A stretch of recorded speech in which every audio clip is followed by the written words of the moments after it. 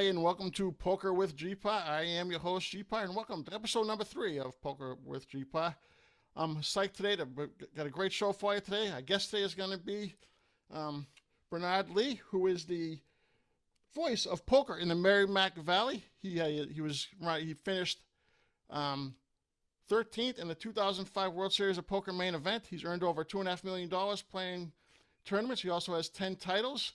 And he also is an author. He also has, and we'll talk about his book that just came out recently during the podcast as well. And we will talk about his podcast as well as his YouTube page. So I want to welcome Bernard Lee. Bernard, thank you so much for coming on the show. I appreciate it. Thanks a lot. Actually, in 2008, I believe it was, Card Player deemed me the voice of New England poker. Basically, having done so much in the area, whether it's my podcast, hosting ESPN shows, things of that nature. So back then, fortunate that that's what they kind of deemed me as. I like that name though. I think it fits you well. Yeah. I mean, I've always used it as kind of a moniker that I have, and I'm more than happy to carry that badge. I mean, I've done a lot in the New England area, for better or worse. I've lived here, went to college up here, and never left. Was spokesperson for Foxwoods for 2 years. Done some work up in New Hampshire. As I said, worked with ESPN down in Connecticut. So New England has definitely been my home for well over 2 decades, and now probably almost 3 decades, and enjoy it, and more than happy to take on that role. Yeah. Now, you mentioned that you went to college in Boston. You graduated from Harvard. That's right. Harvard graduate, correct? Yeah. What made you want to play poker? How did you get started in poker? Yeah, so poker wasn't in the the future job plans when I started the whole thing. I've been playing poker all my life. My father and his brothers and his friends would play during the holidays.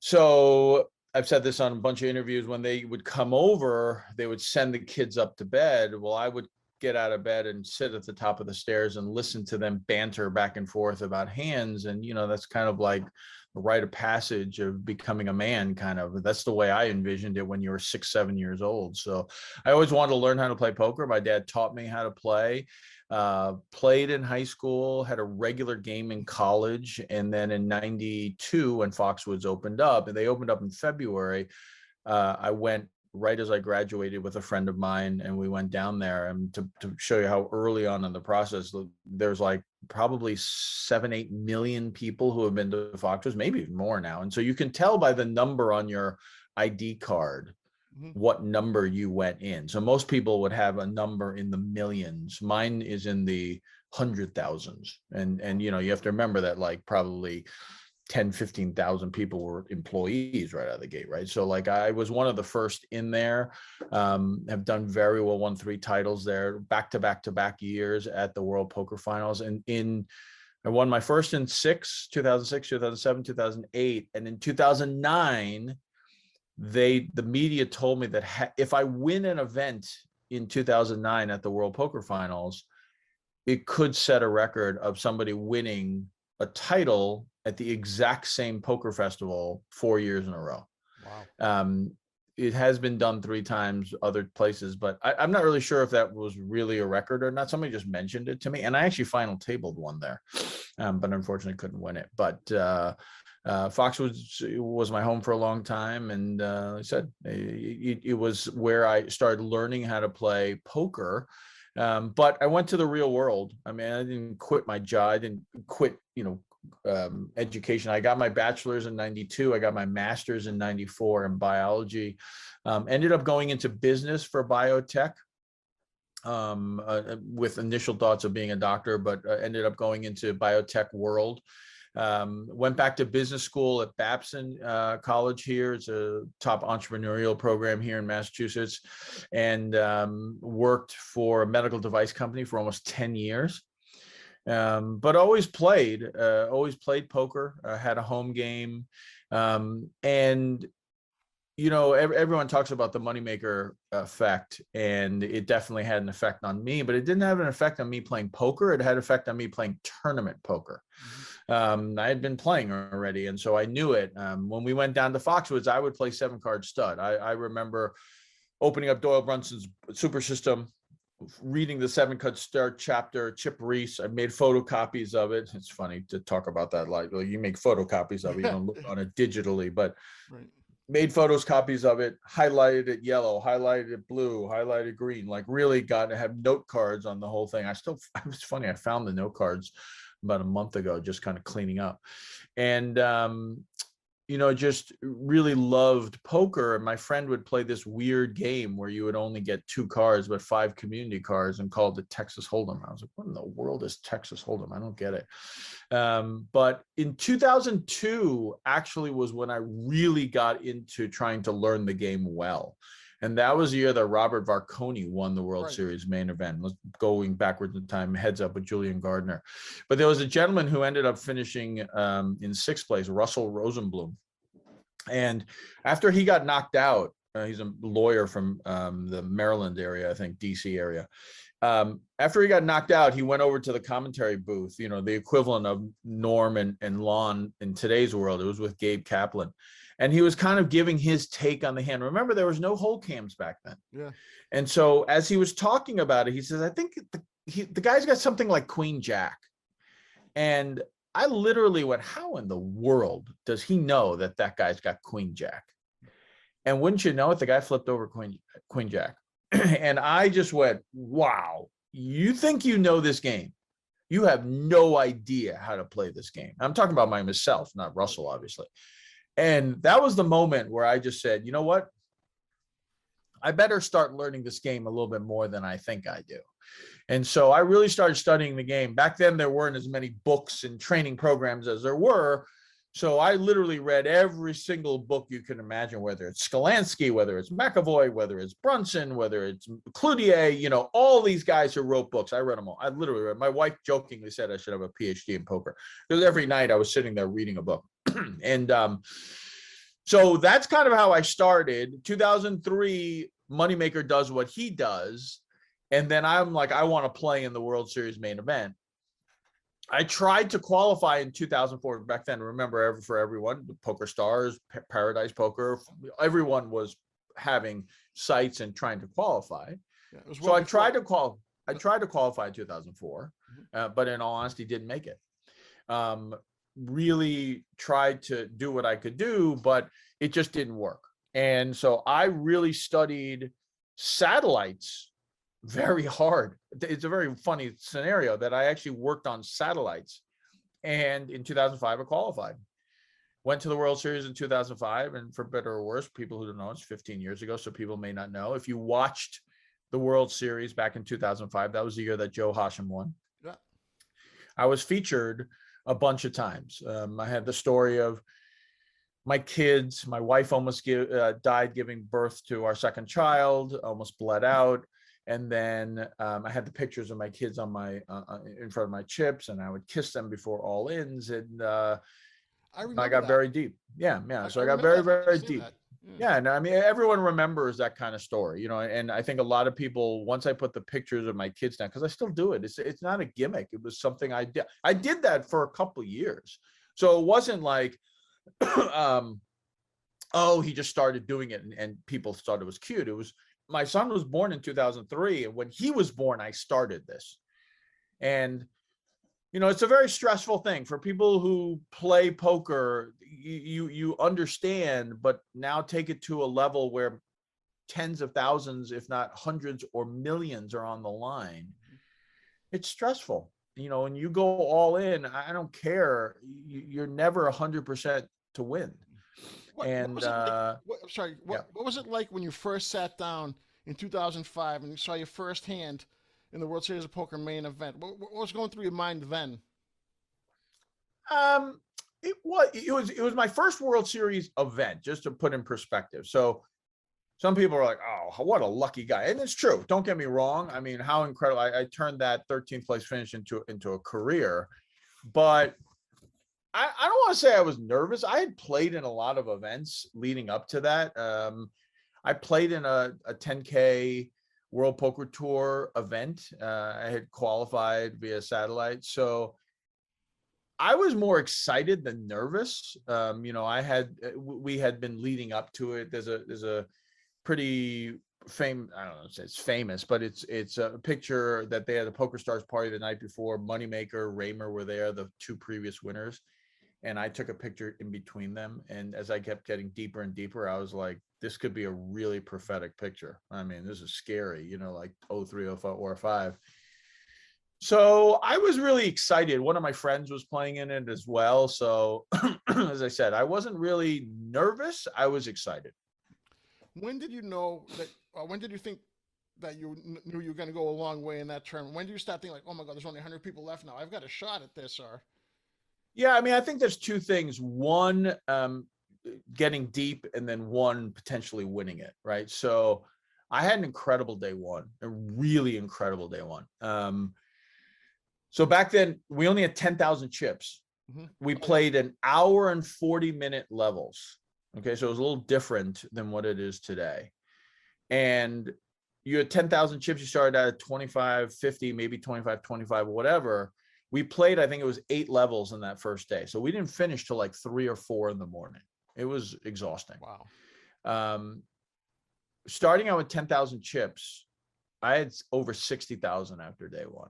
So if you put that in perspective of today, and I think they keep raising it, but I think we start with 60,000 chips now in the main event. Oh wow. That's like ending. That's like ending day one with 360,000 chips or 375,000 chips. That's unheard of. That is a cash. Like, unless you do something really, really dumb or get really coolered, which, don't get me wrong, can easily happen. Mm-hmm. That's a great shot at a cash. Now, I also put in perspective that it was more like the equivalent of almost at the end of day two. That, because remember, we played 8 levels at day one, right? And you play 10 levels after 2 days in the World Series now. So that's like kind of having 375 after day 2, where you have to get through day 3, and the beginning of day 4 usually breaks the money. So that was when I left that day, and then we saw it after. I think there were 3 day ones that year.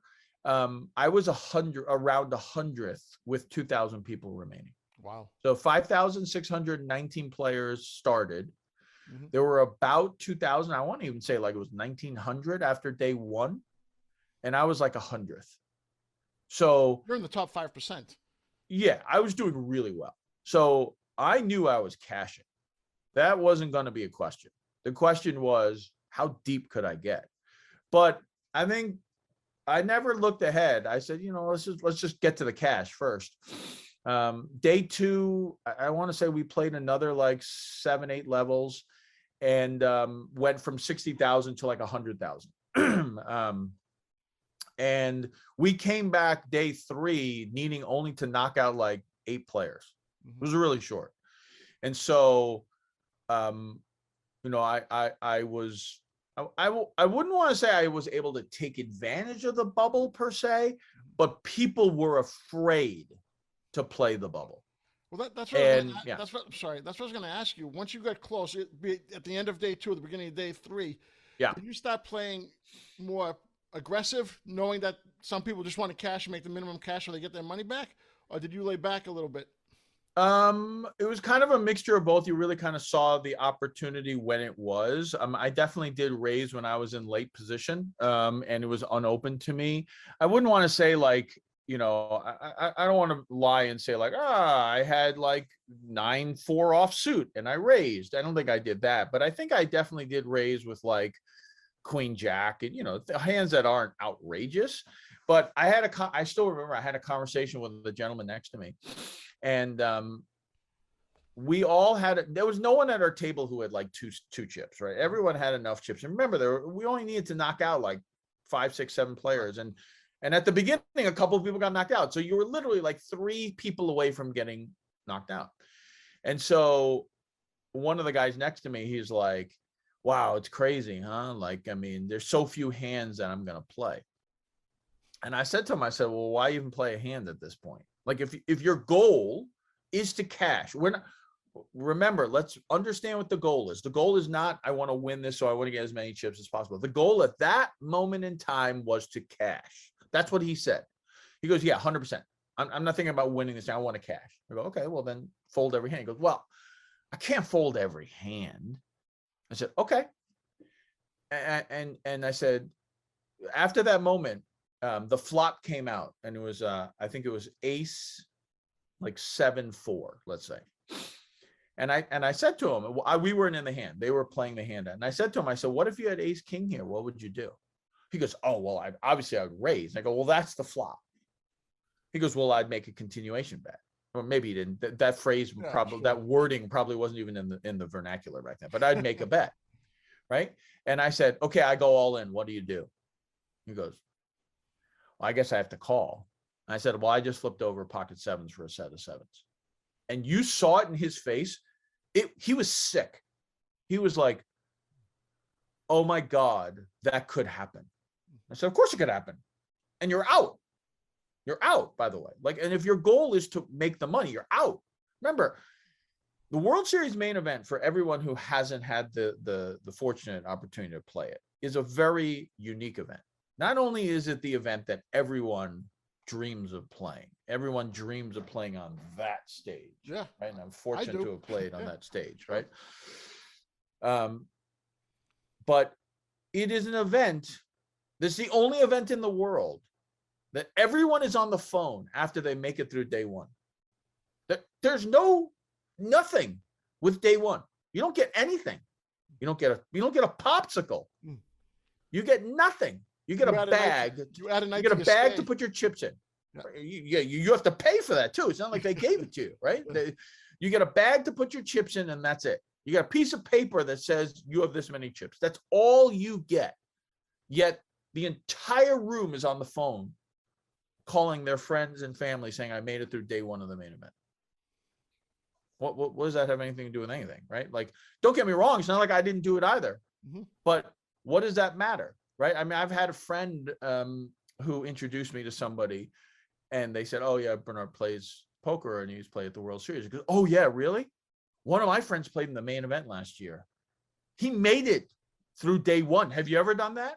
And I just kind of laughed. I was like, I've done it. Little father. Yeah. I've done it about four or five times. Actually, making it through day one probably 7 or 8 times. But anyway, so it's definitely one of those moments in time, the World Series main event, where it's just different. And so making the cash is something that just you can't fathom sometimes. And people want to make it so badly, right? To make it to the money. So when I told him this story, he literally was sick to his stomach. And remember, we're 5 minutes away from cashing in for him to say, I made the money in the 2005 World Series main event. That's to some people as big as winning a tournament. Now, right? They'll always be able to say it. Wouldn't that be like double them? Wouldn't that be like 20,000? No. Back then it was just min cash. It was just min cash. It was like 10 cash. It was just min cash. Just get your money back. Total min cash. Oh wow. Right. Okay. So about a hand or two later, I raised, and he looked down at ace king, and he literally showed them. He goes, "You freaking freaked me out," and he folded them.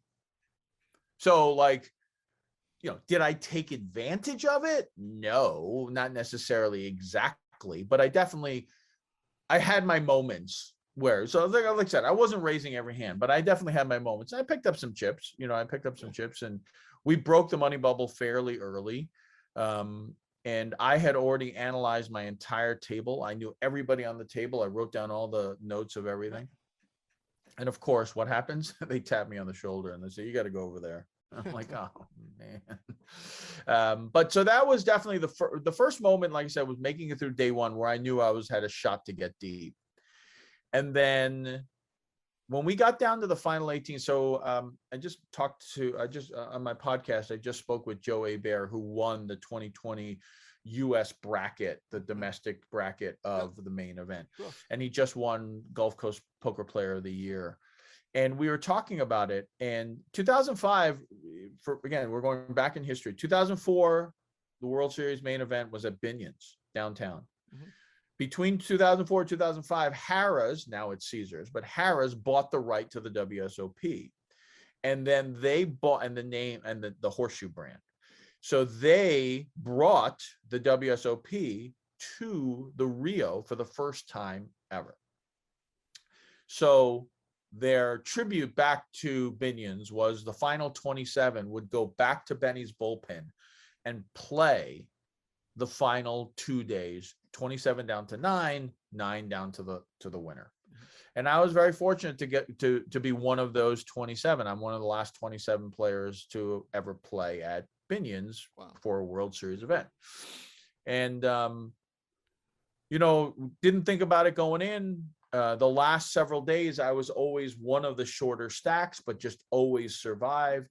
But when we got down to 18 players, that was the moment. We went to dinner.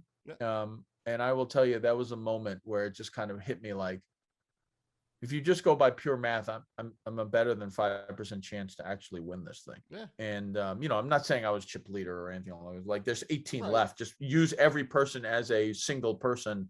100 into 18, it's like 20, somewhat a little better than 20%.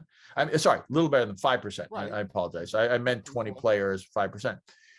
That was a moment where I went, wow, I could potentially win it.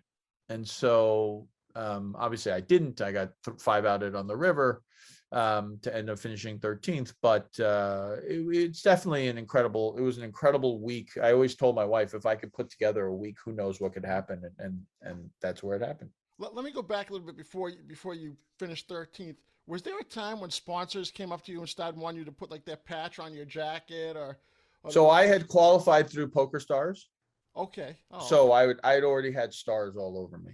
Okay, so that's kind of how back then, if you qualified on their site via satellite or however, they gave you this massive bag full of stuff, clothes, hats, not patches. It wasn't patches back then. You actually had the clothes.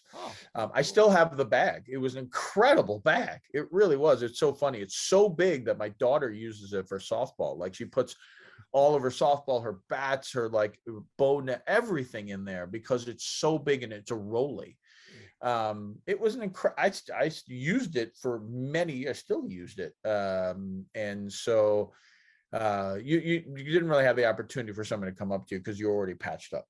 Right. So it would be different for someone who paid in for themselves or something. Yeah, different story. Then at that point, stars or whoever would have. I mean, I've played in some events where that has happened and I've gotten money, or I've known people who've gotten money that right afterward the United States Poker Championship.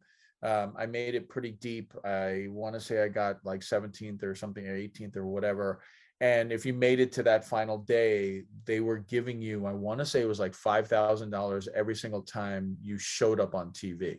Wow. So you just had to show up on TV with their, full tilt or whatever, and they dropped 5,000 because, it was just, there weren't many players left. Unfortunately, I had already signed something prior to that. I had gotten some recognition. So a website signed me before I played in that event. I was already patched up with them. Didn't make as much as I could have if Full Tilt signed me. That was smart on their part to sign you early. Yeah, I mean, who knows if I was going to do something or not, but I did get deep, and I was on TV a good amount. So, I mean, also it's because ESPN had already covered me in 2005, and now a year later I'm doing it again, and so it was a good thing. Yeah. After that last hand, when you lost the last hand, obviously, were you happy or were you disappointed, or what were your feelings then?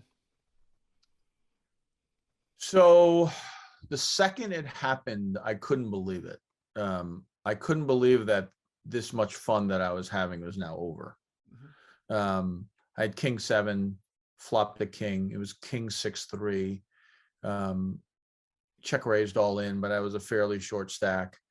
And Aaron Cantor, who had a big stack and was just on fire that day, called with Queen 6, second pair. I don't blame him at all. I think it was the right. And to be honest, I wanted the double up. It was a jack on the turn and a 6 on the river. Wow. And I literally collapsed. And it was really bad. People say it was karma. It wasn't karma. When the jack turned, I thought it was a king. And so I was like, oh, like that, thinking the hand was over and he was drawing dead. And it wasn't that I was getting cocky. It was just, I really thought it was a king. Sure. So somebody had said like, karma bit ya. I was like, no, I wasn't being cocky. I really thought that the hand was over. So I collapsed down to the ground. I really did, because I was so disappointed. And it was just sad that I wasn't playing anymore. It wasn't about the money. If it was about the money, I would have never played that hand. I mean, I guess it was a limp around, so I didn't have a choice, but I 400,000 was 13th, 600,000 was 12th. So if it really was about the money, I would have just kind of folded my way to 12. Sure. But obviously at that point, you're trying to make the final table. It's a little bit different. I've had this discussion with a lot of people who've gotten deep like that. You know, when you're at 50, 60, 70,000, every pay jump is a big deal, right? 70,000 to 95, 70,000 to 85,000. That's a lot of money. Yeah. But once you get to the point, I still remember the last day we were at 175,000 guaranteed, I think it was. At this point, every time there was a pay jump on this day, I'm not talking about the main event, final table, when it's like $1 million each pay jump. When you're at this day, it's almost like Monopoly money. You go from 200,000 to 300,000. It's a lot of money, but because the goal is to make the final table, you're not even thinking about it. I really wasn't even thinking about it. And, you look back now and you're like, wow, that's a lot of money. $200,000. I mean, I've only had probably 7 or 8 cashes bigger than that. And what the hell? It would have been great to pick up that extra money, but you're not thinking about it. It's a very weird day when it comes to that. Like I focused more on the money on day like 3 when I was like, wow, I'm 25 to 35,000, that kind of thing, than worrying about 200 to 300,000. When did you look back and say, wow, I can't believe that I finished 13th, like out of so many people that played the tournament? When did that sink in? Like there was because that's obviously an awesome achievement to finish 13th. I don't care what anyone says. I mean, that's unbelievable. Yeah. Yeah, I have to tell you, it took a while. It was pretty disappointing. I mean, it was really pretty disappointing. It wasn't the fact that I didn't win. I really wanted to make that final table. I really, if I had won that hand, I really think I made the final table. I was a survivor. I mean, it was crazy how, like, I want to say when there was like 180 left, I was like 145th. When there was 57 left, I was 52nd. When there was 27 left, I was 22nd. Oh. When there was 18 left, I think I was 17th. Like I just hung on for dear life. And had I won that hand, I would have doubled up, and I probably would have been like 8th in chips with 13 left to go. And I would have grinded. So I don't remember exactly when. I was happy, but it took a while. I'll be honest with you. It wasn't like I flew home and I was like, this is awesome. You know what I mean? I was fortunate that I had a gathering of a bunch of my buddies and all that kind of stuff afterward, but it took a while. It was pretty disappointing. Can you watch it now? Can you watch it on TV now? Yeah. I watch it. Remember back then, it came out a few months after. Well, that's true. So it didn't happen that day. So it came out a few months after. And by the way, you have no idea how it's going to turn out, right? Like every time I won a hand, I would jump for joy and I'd scream and I'd pump my fists and all that kind of stuff. Like my sunglasses would go flying. You could be made out to look like a fool. Like, what is the big deal? Why is this guy like, I could have honestly been made out to look like a fool. But 441 Productions, Matt Morantz and all those guys, Norman Chad, to be honest, they really didn't make fun of me. They really made me out to be like this amateur family guy working hard, Harvard grad. Congratulations to him for getting so deep. What a great story. And so you kind of watched it with a little bit of bated breath because you really didn't know. You wanted to turn out well, but I'm sure people have watched and been like, they made me look like a fool. Right. That's the storyline that they take, and so it's the ultimate reality show, by the way. Watching the World Series main event is the ultimate reality show because you get, it's about survival and you're trying to make it, and it's real life. There's no script here, right? They don't force you to play for an idol so you can make it. I'm not poo-pooing Survivor. That's not my point. My point is that that's still somewhat scripted, right? This is not scripted. It's literally you're playing cards and whatever happens. And so to me, it's always the ultimate reality show. How many times have you played the main event since 2005? I've pretty much played it every year. I want to say 1 year I couldn't because I had to get back from my kids, maybe 2 years. It's so funny. It's because of COVID. I don't remember anymore. You know what I mean? Like I would have been able to say 2 years ago, like I've played it every year, or I missed 1 year, but because of COVID, I can't even remember anymore what I did and what I didn't. But I want to say I've played it like 10 or 11 times. Wow, that's got to be good. Have you had any other long? I know you have had some. You finished in the cash quite a few times. Yeah, I've cashed. I think it's 4 times. I did get the last time I cashed, I got pretty deep. I got 500th in 2017, and there was like 7,000 people in, and it wasn't. I got coolered. Also, it was just unfortunate. Like I had like 40 bigs, and guy raised from the cutoff. I had sevens on the button, almost re-raised them, decided not to. Small blind, big blind came for the ride, and the flop was really kind of dream flop. It was ace seven deuce. Oh wow. And so you're just like, God, if somebody has an ace, this is going to be Yeah, you're gonna gin. double up at least. Yeah. Or at least get A little more. 50% of my stack, right? So checked around to me. I decided to check. Turn came an 8. Small blind let out, big blind called, cutoff raised. And, you look backwards in time, the 8 could have potentially saved me, but I shoved, small blind, big blind, snap folded, cutoff, snap called. Oh. And I was like, that's not good. No. And I'm hoping that it's like ace 8. And I said, do you have aces? He goes, yeah. And I just went, God Lord. By the way, it's the exact same hand that Gail Bauman knocked out Vanessa Selpt with the quad sevens, right? Aces and sevens. But anyway, but same year too.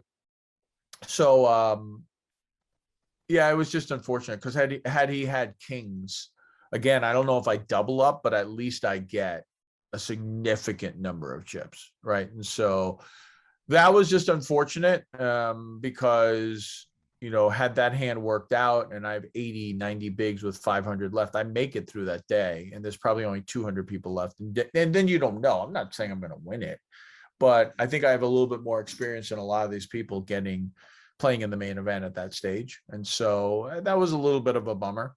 But I love playing in the main event. It's a different beast altogether. I'm going to knock on wood because I don't want to jinx it, but I've only not made it through day one twice. Wow.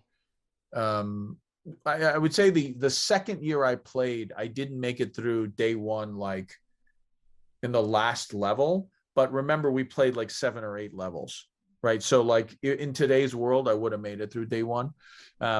One of the years, it was just literally cooler after cooler after cooler.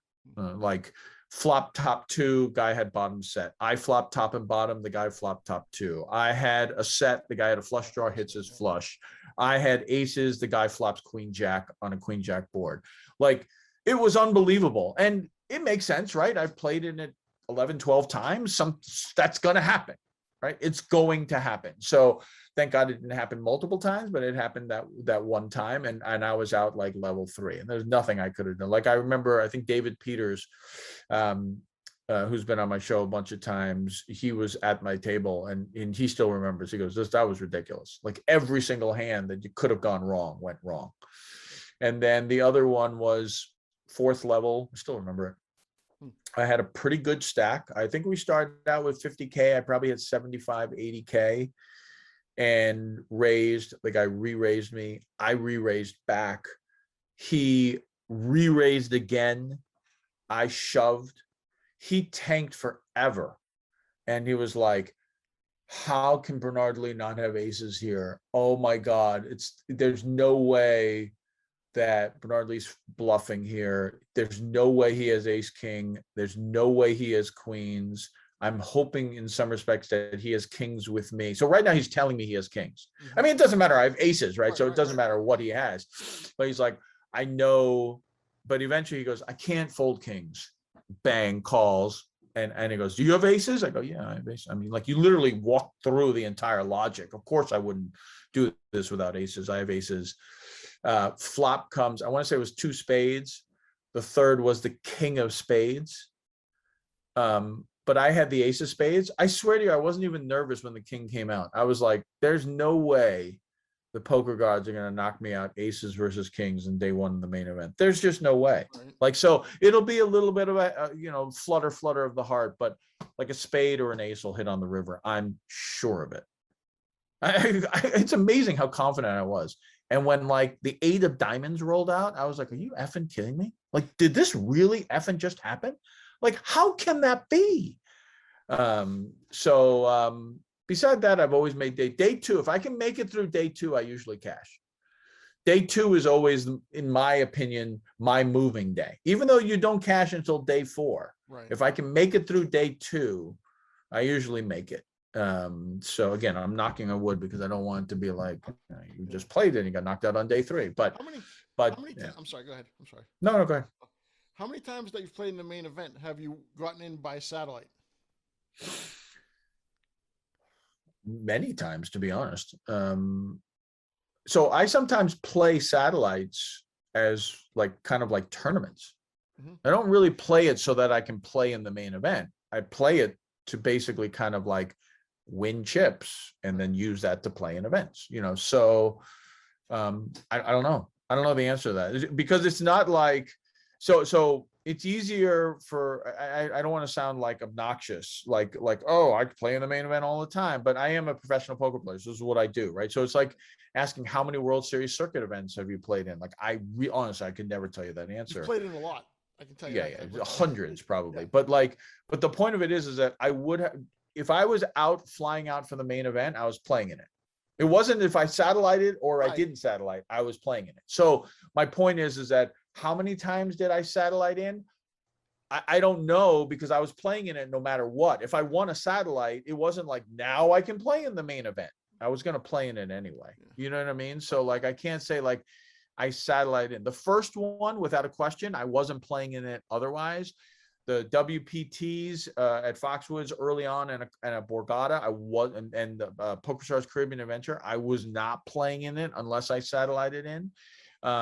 So those are different. But once I turned pro in 2007, there are a lot of times I played the satellites so I can help my bankroll, but I was going to probably play in it anyway. And that's kind of, satellites have kind of become my little thing. It's why I wrote my latest book is on satellites. And so, one of the things in my book that I love about it is that there's actually a whole chapter on real life scenarios. Right. And what I did was I took real life situations that I lived through so you can experience them without having to experience them and get busted out. Do you see what I'm saying? So like you actually can read, like I write it so that at the end of the description, I say, what would you do?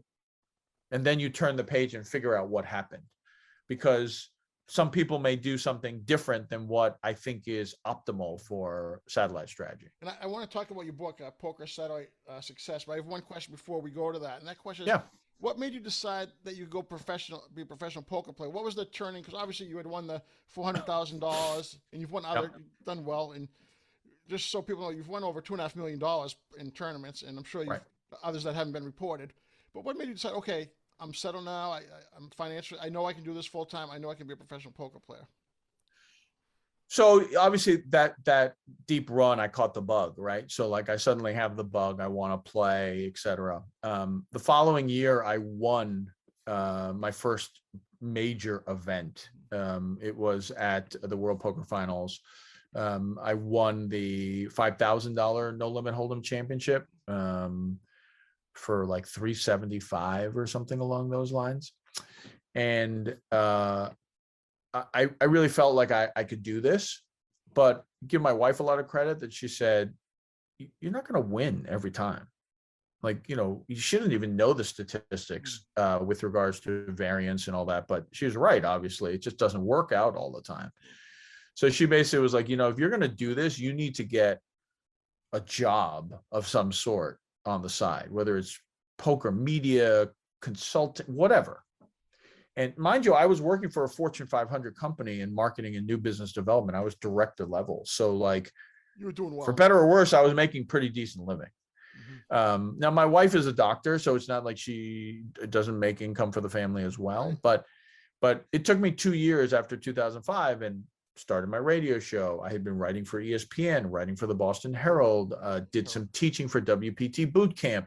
So like you put all of these things together, suddenly I was actually making some decent money. And I showed my wife, I go, here, like, look how much I'm making. And I'm doing this all doing poker. And I still remember her. She was like, oh my God, are you really going to do this? And decided to take a crack at it. Decided I'm going to leave my job right before the main event in 2007. I don't know why that was the specific moment, but that's kind of the moment I had in my head. The irony is that in May of that year, Foxwoods had its first ever mega stack. Oh, wow. Back then, that wasn't as big of a deal. No, now it's all of them are mega stacks. Yeah, now all of them are mega stacks. But back then, this was, so people were flying in from Chicago to play this event. Like, and that sounds very funny because now, yeah, so people would fly in from California, but back then that didn't happen. And we ended up chopping it 3 ways. And so that was like almost a 6-figure score. Right. I remember when I came home with that one, my wife was like, okay. And we She's should like, you can mention quit. also, Yeah. sorry. We should mention also that you've done well in more than just Texas Hold'em, because I saw you've cashed in other games as well. You're not just a Deuce to 7 is kind of my game at the World Series of Poker. It just fits my style very well. I've been very fortunate to talk with Billy Baxter, who's kind of the king of no limit, or the godfather of lowball. Mm-hmm. And ever since I started playing Deuce to 7, I just really get the game. And I've actually done a column for ESPN, a column for Card Player, a video for Card Player. And I final tabled Deuce to 7 3 times. I finished runner-up a couple of years ago, which still gives me heartache over it. So yeah, I mean, I'm fortunate. I play 7-card stud. I do play the mixed games. I'm not going to be playing in the 50K Poker Players Championship anytime soon, but I would play in a $1,500 horse event at the World Series if the opportunity presented itself. And what I mean by that is that there aren't other events that would conflict. Right. I wouldn't say that that would be my number one priority. Mm-hmm. So like when I set my schedule, I look at all the events, and ironically, Deuce to 7, I that's my priority. Like, so if there's a no limit event that day, I'll actually play the Deuce to 7 because you don't get many Deuce to 7 shots. Right. And as I said, I final tabled it 3 times. So to me, that's my best shot at winning a bracelet. And that's the ultimate goal. The ultimate goal is for me to take home a bracelet one day. And obviously, your book that came out this year, Poker Satellite Success, came out this year. And that's a great thing for people, because if they can spend less money to get into the tournaments, then it's a bonus for them. So tell me about the book. Tell me about how that came about, and something. Give me some insight to the book. Yeah, so I'll kind of show it to everyone here. That's the book. I helped design the cover. I really like it. It's like there are chips here, and then it explodes into money all the way up here. I like it. So again, satellites have always been something that I feel like I've done well at, and I've really developed a strategy to kind of do that. And I had been doing a lot of presentations. A lot of people were, because I had taught for the WPT boot camp and WSOP Academy, and I've had dozens of private students as well. Literally, I've had a couple of students who just wanted to work on satellites, which is kind of funny, but that's what they have. I have one student right now who I'm working a lot with, not exclusively, but a lot on satellites, because they want to play in the main event. And back in 2014, Jonathan Little, who many of you know is a prolific writer, yes. He opened up he wanted to do a super system book, and he called it Excelling at No Limit Hold'em. And he contacted me. We're good friends. He's been on my show a bunch of times. And he contacted me and said, hey, would you be interested in writing a section for my book? I said, yeah. I was very honored that he'd want to do that, that he asked me to do that. And he said, what section would you be interested in writing? And I said, it's funny. I actually been presenting this satellite seminar multiple times over the last several months. I already have an outline. I already have a presentation. I could write on that. And he goes, perfect, do it. So it was like a 10,000, 12,000 limit words, and wrote it. There was definitely stuff I could have added to it, but kind of made it concise and everything. The book came out in 2015. It was a very well-received book. And for better or worse, my chapter was one of the best received chapters in the book. I had a lot of people come up to me and ask me to sign the book, texting me or Twittering me saying, hey, I love this section, et cetera, et cetera. People showing me pictures of them winning a seat because of my book. So my chapter. And so I was really happy about that. And in 2000, hold on, I'm backtracking. I want to say 2018, I was at the World Series, and the publishers, which is D&B Poker, they were there. They always have a booth. And he came up to me and said, hey, any interest in ever writing a book exclusively on satellites? And I said, yeah, sure. I mean, why wouldn't I want to write another book? I've written 2 books already. Why wouldn't I want to write another book? And we sat down, figured it out. You got 50,000 words, go for it. And there you go. You start writing it out. The goal was to bring it out in 2020 at the World Series. Of course, COVID had other plans. And then we were going to bring it out this year. So it's been ready for a while. I want to say like it would have been ready for 2020. But once we found out of COVID, we kind of slowed down. Everybody slowed down. We finalized it, I want to say like October, November of last year.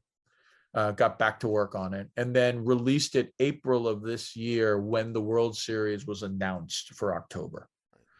And that's kind of how it's come about. And now's the perfect time for people to go out and get the book, because I'm actually writing a column in Card Player right now about it. There was a so one of the first sections I wrote when I wrote this book was ironically the last chapter. I mentioned it earlier. It's real life scenarios. So there's 8 scenarios that I explain word for word of like how the situation happened. And so I'll describe the situation. I first talk about some of the key concepts that I'm going to go over. And those key concepts I have explained earlier in the book. And then I give you an example, and I state it all out. It's this satellite, you have this many chips, it's at this blind level. I try to describe some of the players. And then I go, now what would you do if you were in this spot? 12, I'm making it up. 12 left, 9 get seats. What would you do? And then afterward on the next page, I go, okay, this is what happened.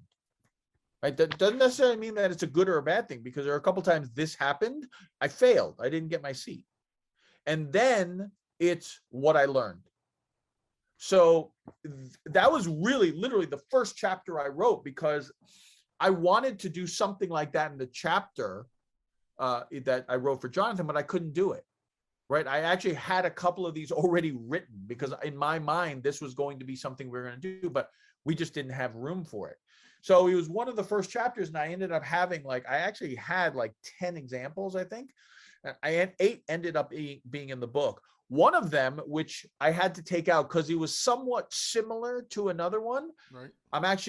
It's going to be in a column it's going to be an exclusive on Card Player. So I write for Card Player right now. So it's going to be in there.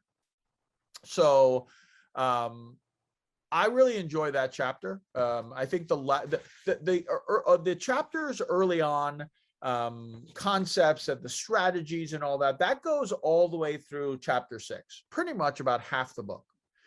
But the second half of the book, I think, is very unique in the sense of, one, I have a chapter all on how to make deals in satellites. And people are like, deals? I didn't even know you could. Well, that's the thing. And so that's why I write this chapter, because if you're in a situation where somebody comes up to you and goes, I want to make a deal in a satellite, you might be like, what are you talking about? What do you mean you can make a deal? Of course you can make a deal. Why couldn't you make a deal? If there's 5 seats that have 5,000, right? And then let's say that there's 3,000 left over for 6th place, and there's 7 of you left. Why can't you all just be like, hey, there's 28,000 in the prize pool. Why don't we all just take 4,000 and walk away? There you go. Why not? Why not? And somebody be like, yeah, but the 5,000 is a seat. Yeah, but somebody can give you $1,000. Right? Some people will be like, I don't want the seat. Just give me the cash. Right? At the World Series, they give you lammers. You just break up the lammers. What does that matter? So I think it's a really good section, because people never think about that. People don't even know about that. In all honesty, at the World Series, the majority of the satellites I've won have ended up being in a deal. And the funny thing is that they break at the end of level 12. And if you play it out, it usually happens on level 13 or 14. And that's why so many deals are made, because you've just gone on break and you come back and you're like, oh God, we only need 2 more people. And I'm a shorter middle stack and I lose 1 hand and I'm out. You know what I mean? So a lot of deals are made. Then the last 3 chapters, one is just other scenarios that you should consider, whether it's a survivor tournament or whether it's satellite progressions. Like at Foxwoods, they used to have Act 1, Act 2, Act 3. Poker Stars, they used to have like different levels to get through to get to the main event. You could jump in at level 3 or jump in at level 1. I give some practice examples because I have a few formulas in the book. And then the last section, like I said, real life scenarios, which again, a lot of people who have purchased the book, they call me on that or write me about that. They go, I love this I love this section. I mean, it's like I played in an event and now I really feel like I got 8 extra satellites under my belt without having to risk my own money. So And they can buy this book online on Amazon? Yep, just go to Amazon. You can go to D&B Poker as well. I mean, really anywhere you want, but Amazon is where a lot of people have gotten it. And yeah, it's well received. When it first came out, it was #1 of new poker books out there. So can you show the cover again? Can you show the book again? Yeah, sure. Yeah. So and the fortunate thing is, I'll cover it here so you can see it. And the nice thing is that the foreword was written by Chris Moneymaker, obviously like kind of the person who is the reason why we're all doing this, and he got in via a satellite. So Chris and I have become very good friends, and I was telling him about this book, and I said, Chris, it would really be really an honor for me if you would consider writing it, because I think it really makes a lot of sense because you got in on a satellite. And he didn't even flinch. He goes, yeah, sure. When does it do? Kind of thing. Yeah. It was really good. I read it today. I read it and it was really good. So he did really good. Yeah, I appreciate it. Yeah. So let's talk about your you have a podcast also. Yep. So tell me about your podcast and where people can listen to it, what it's about. Obviously about poker, but what's the angle that you're looking to guide the podcast? Yeah. So my podcast is literally one of the oldest podcasts because it wasn't a podcast. It was a radio show. 14 years ago. Yeah. What the hell is a podcast? Right. I mean, 14 years ago, I'm not even sure if there was like iTunes, like I think it was like an iPod. It's so long ago, but my show, I had been writing for the Boston Herald for a couple of years in ESPN. And when I had just started thinking of going professional, my Boston Herald poker editor said, hey, we would talk every week, right? I'd submit my column. He'd like, tell me about the hand. Even though I wrote it, he wanted to kind of hear it from me because he thought it would bring it to life a little more. And then he would edit accordingly, because I was still a novice writer back then. I've been doing this for over a decade. It's a different story now, but back then I was still fairly a novice writer. And, the Boston Herald is still one of the top 25 papers in the country, or top 40, whatever. It's a huge paper. So, and right now I write for Metro West Daily News, which is a really big paper here in Massachusetts, that's owned by USA Today. Oh, wow. And so, he said, you know what? I got to tell you something. I love your stories. You're a really good storyteller. I said, oh, thanks. I appreciate it. He goes, ever think about doing like a radio show? And literally I was like, what are you talking about? I don't have any journalism background or anything like that. He goes, I think you'd be really good at it. And so I put my name out to some of the stations in the area. And one of them, which was a big sports station, 1510, contacted me and said, hey, we're thinking about doing poker stuff. We know it's big. You interested in doing it? We'd like to have you do it. And so anyway, I was on there. I did it there. I've done it. Money Matters Radio Network, which is in this Massachusetts. So my show is actually a radio show. People just think it's a podcast. It's actually on air in Massachusetts. Oh, wow. And it's been on air pretty much the entire time. But also in addition to that, it's been in Poker News, Right now it's in cardplayerlifestyle.com, which is owned by Robbie Straczynski. He and I started a kind of podcast family, and my show is kind of like the flagship show on it. You can hear it on iTunes, or recently I have actually, like you are, I put it up on YouTube. Mm-hmm. So if you are on there, please like and subscribe, like Please for everything. Yeah, exactly. Here too, hey, it's easy, double click. You can click twice. Yeah. It's Bernard Lee Poker. Everything for me, if you search me on Bernard Lee Poker, Instagram, Twitter, YouTube. So I just did an interview with, I actually did it a couple years ago, but it was Jack Binion, and it was really well received. Even Doyle Brunson put it up on Twitter saying, hey, you should really listen to this. So a few thousand people have listened to that.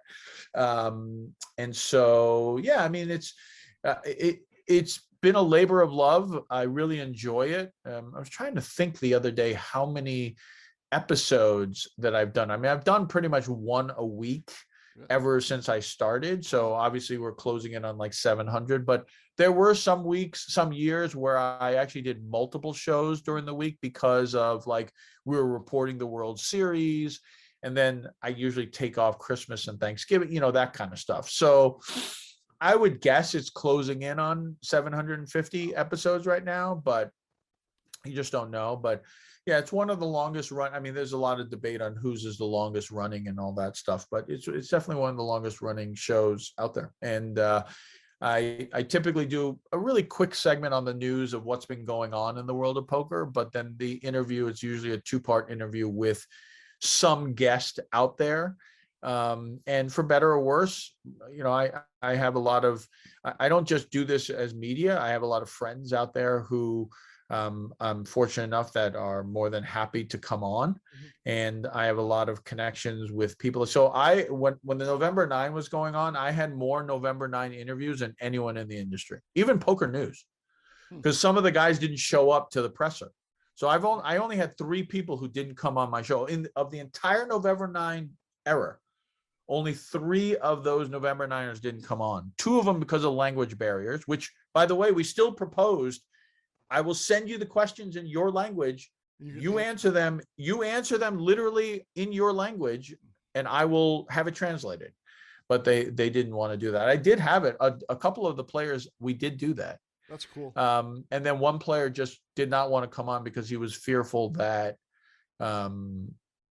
people would get strategy from him. And I said, we don't even have to talk poker. Just tell me about your background. But he kind of didn't want to come on. But yeah, I mean, like I said, I'm very fortunate that like I said, Joe Hebert, who just won, and then you have like YouTube people like Johnny Vibes and Rampage Poker, David Peters, who just won the U.S. Poker Open. He came on. Maurice Gandani, Tana Karn, who is Run Good Gear president. Brian Altman, who just won WPT Player of the Year. These are people who, and I get some celebrities who like coming on. Cheryl Hines has been on the show. Donnie Wahlberg has been on the show. Boston Rob from Survivor, he's been on the show. So I'm very fortunate that I get a lot of people like Daniel's playing GG right now for the WSOP, but he just won the Poker Go championship. So we just recently. So I just contacted him and he said, yeah, let's do it. We haven't gotten the time to schedule it just yet, but Daniel will come on. Chris Moneymaker just came on. He kicked off my 14th year anniversary. One episode I really like, I do this every year, is for people who follow him. His name is Richard Roper. He's one of the best film critics out there. He took over Siskel and Ebert when Ebert passed away. And when Siskel passed, I forget which one he took over for. Apologize, but he's a poker player. He loves playing poker. I've met him at a bunch of events in Chicago, and so every year for the last, I think, 5 or 6 years, he comes on the week before the Academy Awards, and we do an Academy Award show. Nothing to do with poker, by the way, nothing. But people like to bet.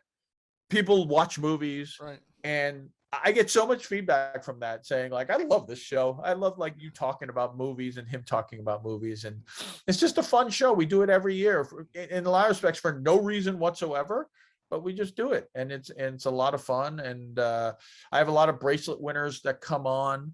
Oh, nice. Brian Piccoli, who just won his second bracelet, he's coming on. Ryan Haggerty, who finished 4th in the U.S. domestic main event, he's going to be coming on. Like I said, we just try to put on a lot of people who, Chris Moorman, David Peters just won bracelets this summer, so they came on the show. So I'm very fortunate. I get a lot of people who have a wide range of involvement in the world of poker, whether they're a superstar, a rising star, or an industry professional. And based off of that, we have them come on the show. And some people I've brought on the show before they made it big. John Racner's one, for example, when he finished second in the main event. I had him on the show 2-3 years before he became really big. Jake Daniels, who many of you may be watching, he's doing a lot of high stakes poker on Poker Go and WPT. He came on my show a couple years ago. He's actually an incredible golfer, and taught me a lot. He's the one that taught me how to chip and got me down to a really low handicap. So without him, I wouldn't be there. What's the funniest thing you can remember from one of the shows? If you can give me something something like behind the scenes. Behind or on, doesn't matter.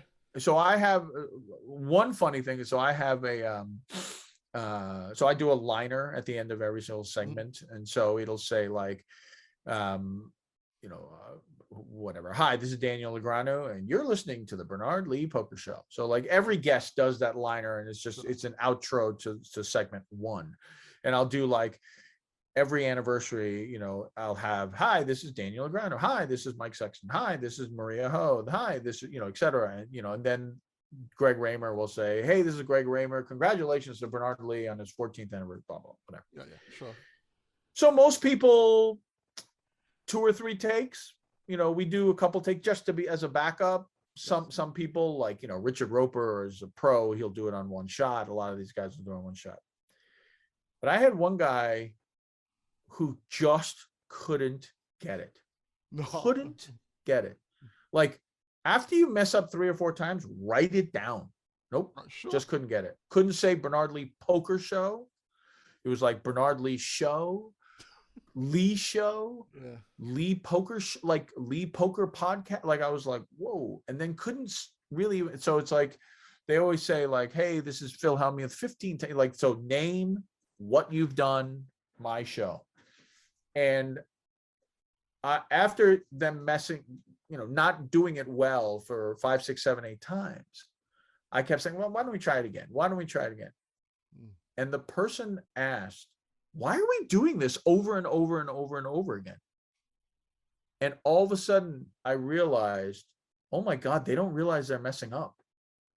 And I just was like, oh, no worries, no problem. Yeah, it's good. We've got a good take. We'll take it. And I literally had to piece edit it 3 together. Yeah. Because, and they really had no idea that happened.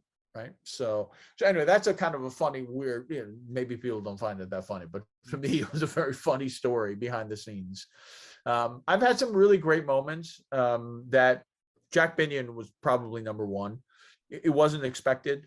Phil Hellmuth's 30th anniversary of his win, I wrote a column for ESPN, talked to Mike Sexton, may he rest in peace, and said, hey, is any way I could talk with Jack?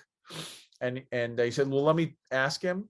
And 30 minutes later, he goes, call Jack at this number right now. He's free. And what was supposed to be 5 minutes ended up being an hour and a half. So that was incredible. Interviewing Doyle, that was pretty nerve-wracking. Yeah. That was, then there's other things like Peter Eastgate.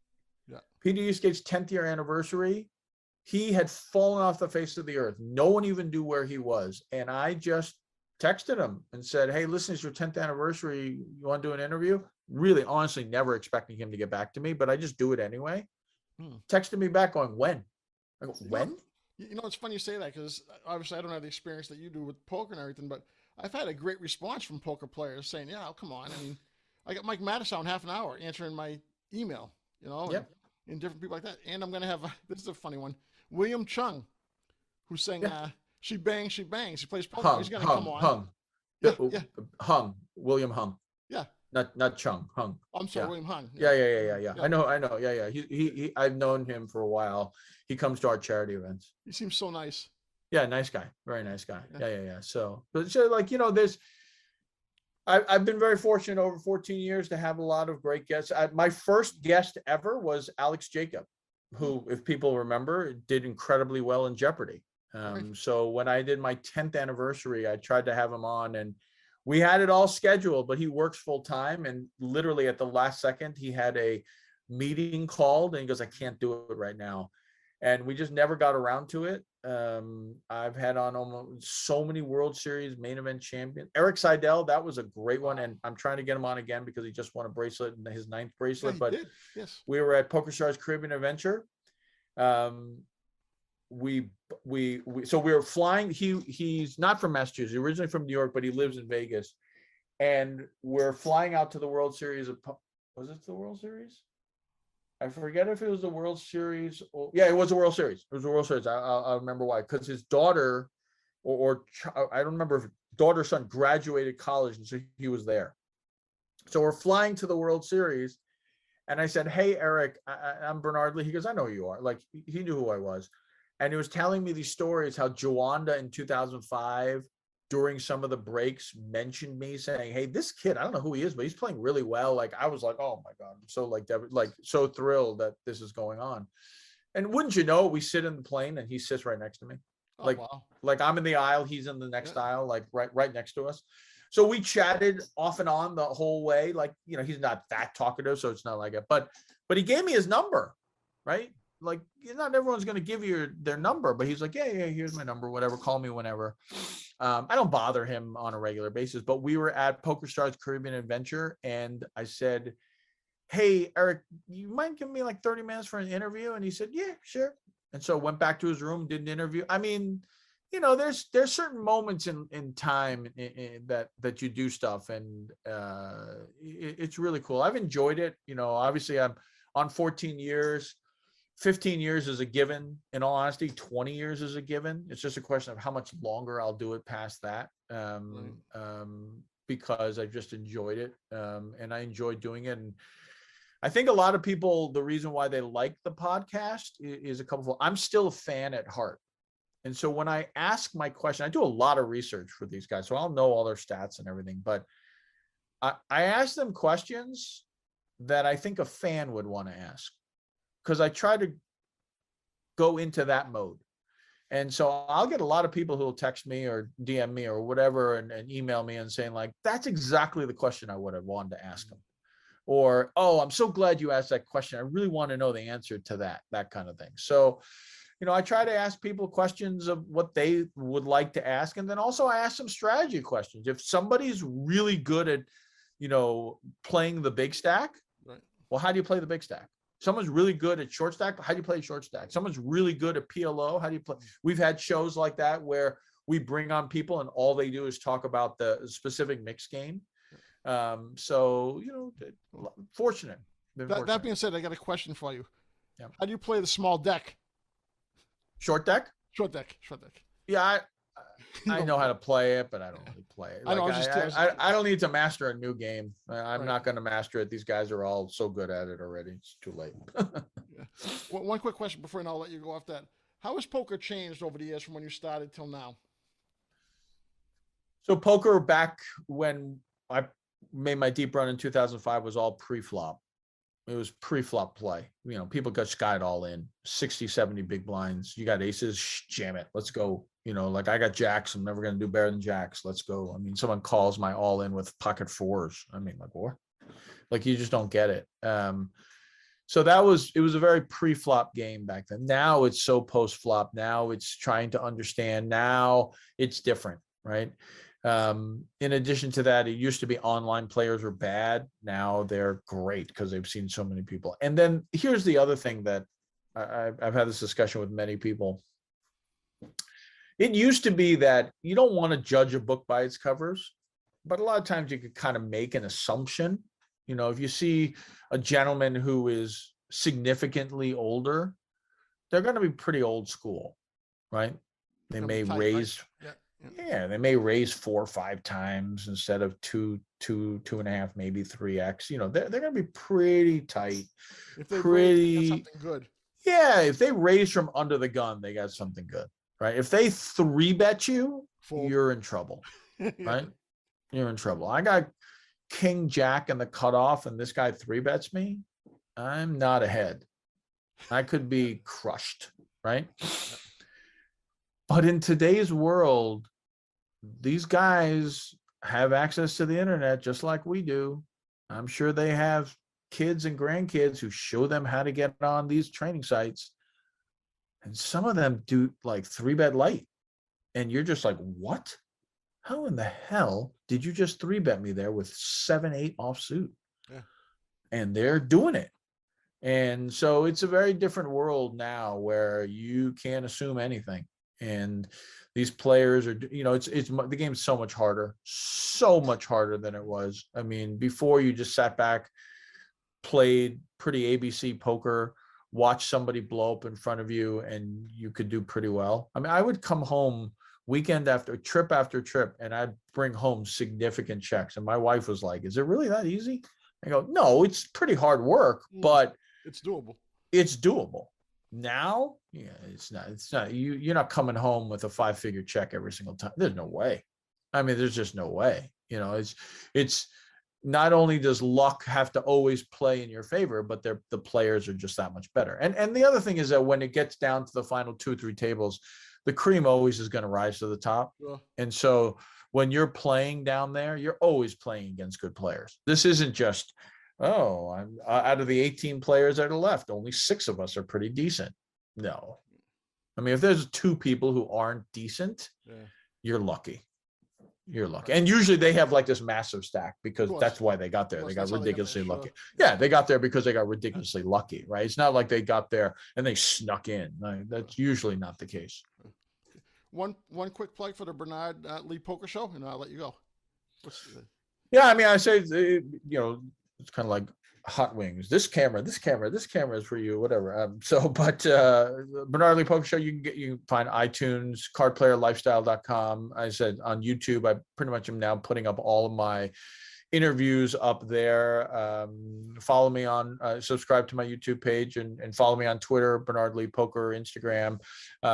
If you have any interest in playing in main events, sorry that I'm plugging my own book, but I think this is a must. For the irony is that for $25, you're going to be able to potentially, as the book says, turn affordable buy-ins into shots at winning millions. Right. And it may not be millions, it may be tens of thousands or whatever it is.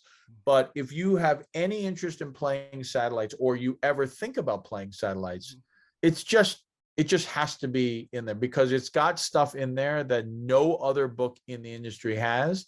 And for better or worse, I've had a lot of experience playing satellites, and it is definitely something that if you want to have a shot at playing in a main event one day, you just have to read it. You just have to know some of the little tricks of the trade that I have used over time to score in satellites.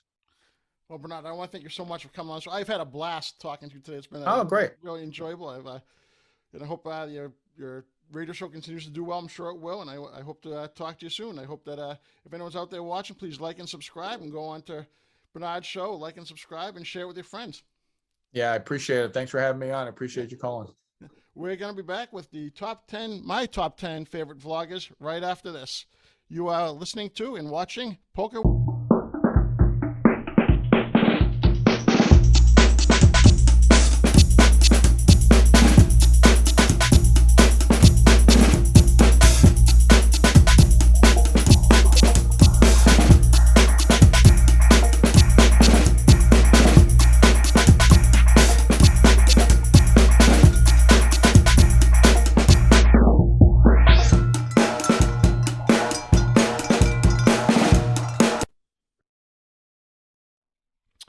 Hey everybody, it is now time for my 10 favorite vloggers. These aren't necessarily the best vloggers, but they're my favorites.